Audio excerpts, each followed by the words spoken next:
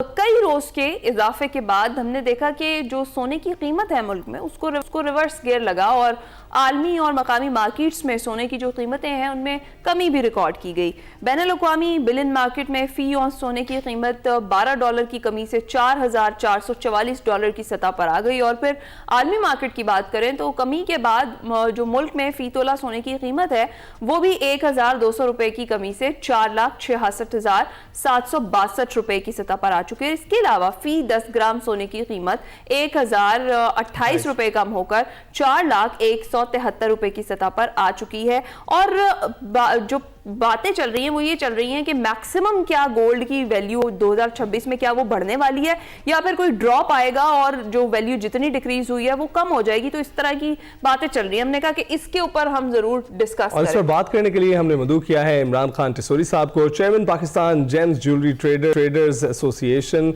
बहुत बहुत शुक्रिया इमरान खान साहब हमें ज्वाइन करने के लिए। कैसे आप? जी अल्लाह का शुक्र। Thank you for having me. Khan साहब ये बताइएगा कि जो सोने की कीमत में इजाफा है और अब कमी हो रही है, वजूहात क्या दिखाई दे रही हैं आपको और कीमत कहां जाकर रुकने का इम्कान है? देखिए जी, मैं सबसे पहले तो ये आपको बताऊं 2025 जो है वो मैं कहता हूं मेटल का ईयर रहा है, जिसमें आप सबसे सर फहरिस्त जो है गोल्ड को ले लें, उसके बाद सिल्वर ले लें, प्लेटिनम प्लेटिनम सारी प्राइसेस ने जो है अपने रिकॉर्ड्स बनाए हैं। 2025 में जो है आप देखें गोल्ड ने कोई 75% जो है प्राइस जो है उसकी इंक्रीज की है।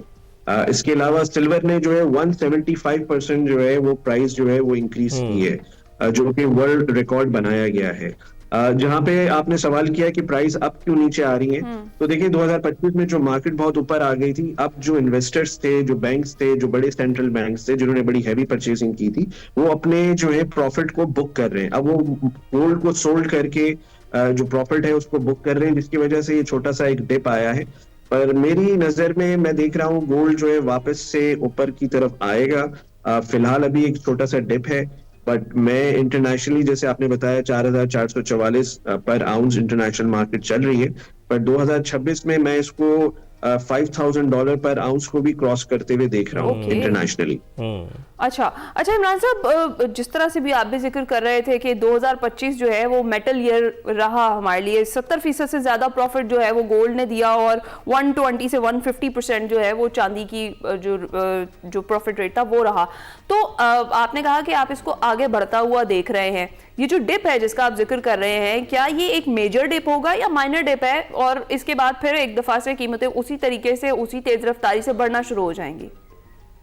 देखिए, अब ये जिस तरीके के डिप आ रहे हैं इंटरनेशनली, जो हालात चल रहे हैं अभी रिसेंटली आप देख रहे हैं कि वेनेजुएला में ट्रंप की और अमेरिका के जो ऑयल के रिजर्व्स के ऊपर जो सब इंटरनेशनल चीजें चल रही हैं, मैं समझ रहा हूँ इसका इफेक्ट भी थोड़े दिनों में दिखेगा। आगे हम देख रहे हैं यूक्रेन और रशिया की वॉर जो चल रही है, इसका इफेक्ट है आने वाले दिनों में चाइना और अमेरिका का। तो ये सारी इंटरनेशनल जो पॉलिटिक्स है, इसका बड़ा इफेक्ट इंटरनेशनल मार्केट पे बिल्कुल आता है। तो ये अभी एक छोटा डिप है जो मैंने बताया कि 2025 में जो रिकॉर्ड्स बने थे गोल्ड के, वो इन्वेस्टर्स ने अपने प्रॉफिट को बुक किया है, उन्होंने गोल्ड मार्केट में सोल्ड किया है, जिसकी वजह से मार्केट आई जो है नीचे आई है। बट वो वापस से गोल्ड की परचेजिंग शुरू करेंगे सेंट्रल बैंक, जिसमें सरफहरिस्त चाइना है, इंडिया है, यूएसए, कनाडा है, ऑस्ट्रेलिया है। ये सारे बड़े सेंट्रल बैंक्स जो है हैवी परचेजिंग जो है वो शुरू करेंगे। फिर आप देखेंगे कि गोल्ड में एक बड़ा जंप आएगा वेरी सून। राइट। तो ये खान साहब जो डी डॉलराइजेशन का कल्चर अभी डेवलप हो रहा है, वेनेजुएला भी उसी की जद में आया है।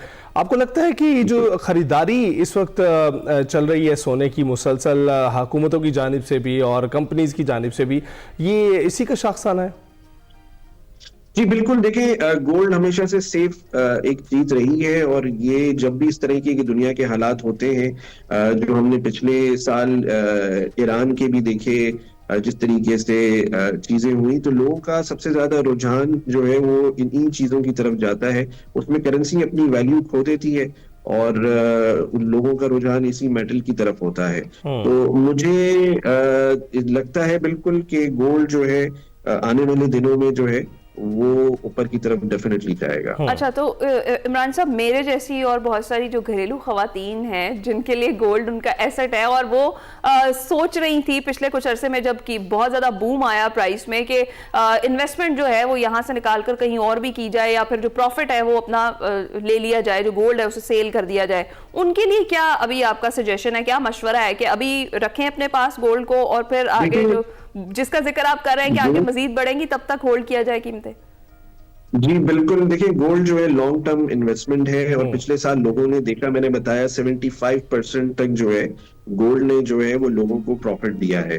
तो गोल्ड एक लॉन्ग टर्म इन्वेस्टमेंट है। मैं समझता हूँ कि गोल्ड ने अभी वापस भी ऊपर जाना है।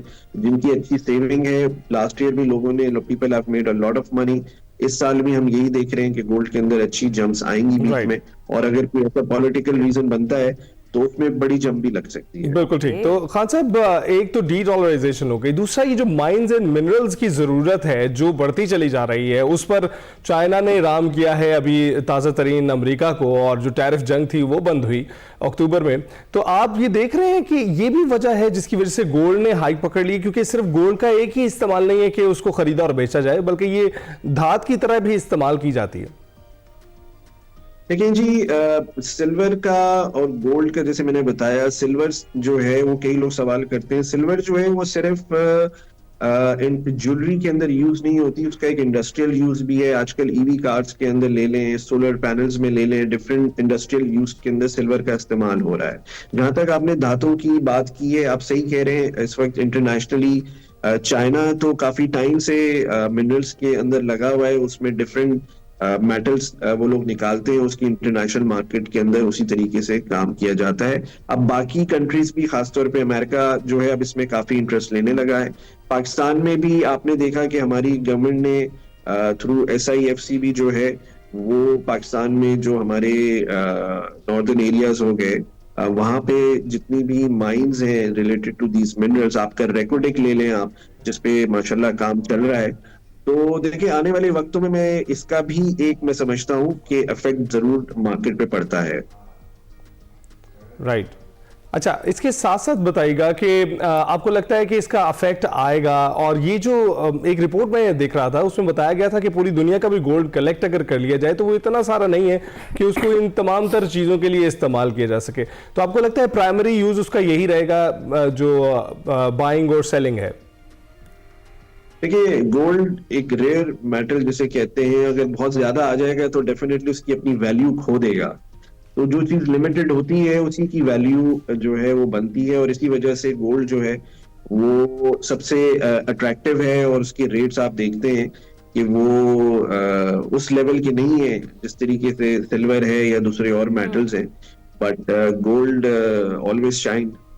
बिल्कुल ठीक है, बहुत शुक्रिया। इमरान खान टिसोरी साहब हमारे साथ मौजूद थे और हम गोल्ड प्राइसेस को डिस्कस कर रहे थे, और हमने ये जाना अभी अपनी डिस्कशन में कि जो गोल्ड प्राइसेस में ये डिप आया है ये बड़ा माइनर सा डिप है। इसके बाद खुश हो जाना चाहिए। मैं बहुत खुश हूँ, इसीलिए मैं खुशी से बता रही हूँ कि अभी जिन लोगों के पास ये है वो अभी इसे सेल ना करें, और आगे जब इसकी प्राइसेस में एक मेजर बूम आएगा तो उस वक्त जो है वो फिर अपना जो गोल्ड है उसे सेल किया जाए, या जो आपका प्रॉफिट है उसे बुक कर लिया जाए। तो देखते हैं मार्केट आगे चलकर क्या रिस्पॉन्स देती है इस पर। अभी हम ब्रेक पर जाएंगे।